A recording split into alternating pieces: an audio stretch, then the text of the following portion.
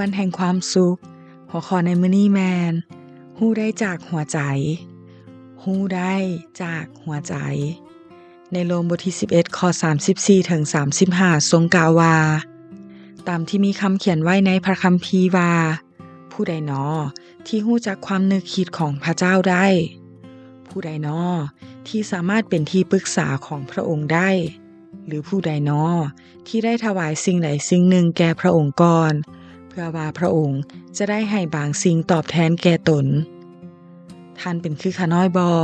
ที่เมื่ออ่านพระคัมภีร์บ่เข้าใจแล้วเกิดอาการท้อใจและเศร้าจนอดจมต่อพระเจ้าบ่ได้แต่ก็ทูลถามว่าความหังมีของพระเจ้าก็มีอย่างล้นเหลือและพระสติปัญญาทั้งความรอบรู้ของพระองค์ก็แสนเลิศล้ำการตัดสินของพระองค์ก็เหลือที่จะเข้าใจได้และวิธีทางของพระองค์ก็เหลือวิสัยที่จะค้นคว้าได้ตามที่มีคำเขียนไว้ในพระคัมภีร์ว่าผู้ใดน้อที่ฮู้ความนึกคิดของพระเจ้าได้ผู้ใดน้อที่สามารถเป็นที่ปรึกษาของพระองค์ได้หรือผู้ใดน้อที่ได้ถวายสิ่งหนึ่งสิ่งใดแก่พระองค์ก่อนเพื่อว่าพระองค์จะได้ให้บางสิ่งตอบแทนแก่ตนไผจะฮู้จักพระเจ้าได้อย่าแสวงหาความเข้าใจด้วยสมองโดยมันสมองและสติปัญญาของมนุษย์บ่สามารถเห็นและฮู้จักพระเจ้าได้ถึงแม้นว่าเคยได้ยินและฮู้เรื่องมาดนแล้วแต่สิ่งที่ฮู้อาจบ่ได้นำไปสู่ความเชื่อในใจและมีความสัมพันธ์กับพระเจ้าที่ถูกต้องได้เพราะตามที่กำหนดไว้ตามพระสติปัญญาของพระเจ้าโลกบ่อาจฮู้จักพระเจ้าได้โดยปัญญาของตนเองพระเจ้าจึงพอพระทัยจะช่วยพวกที่เชื่อให้พ้นโดยคำเทศนาโง่ๆแต่โดยความเชื่อในพระคริสต์ผู้เป็นปัญญาของพระเจ้า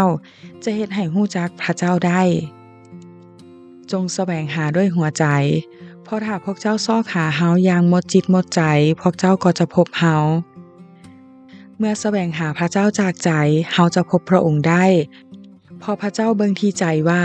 จะมีไผแดที่ฉลาดแสวงหาพระเจ้าอีกอย่างหนึ่ง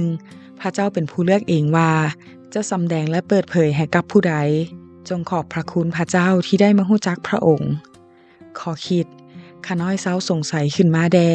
และภูมิใจที่มีสิทธิ์ฮู้จักน้ำพระทัยพระเจ้าถึงแม้นว่าบางเรื่องอาจต้องรอท่าว่าไผจะฮู้จักน้ำพระทัยของพระเจ้าได้ผู้ที่มีความเชื่อในพระคริสต์สามารถฮู้จักน้ำพระทัยพระเจ้าและพระลักษณะของพระองค์ได้โดยผ่านการเปิดเผยจากพระวิญญาณบริสุทธิ์ผู้สถิตอยู่ในเมื่อถวายตัวแด่พระเจ้าและรับการเปลี่ยนแปลงจิตใจใหม่ก็จะฮู้ว่าอันใดดีอันใดเป็นที่พอพระทัยและอันใดดีที่สุดแล้วทานฮู้จักพระเจ้าได้อย่างใดขอพระเจ้าอวยพร